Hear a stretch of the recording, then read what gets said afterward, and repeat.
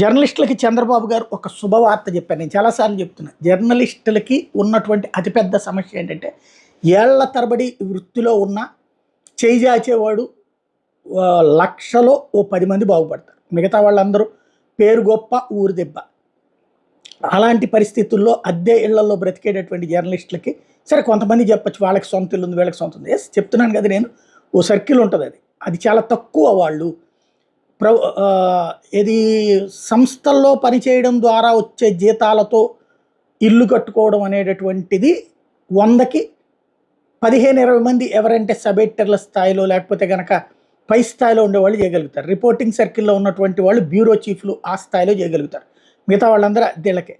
అట్లాంటి దశలో చంద్రబాబు గారు కిందటిసారి అందరికీ ఇళ్ల స్థలాలు ఇస్తాము అన్నారు. అవ్వలేదు.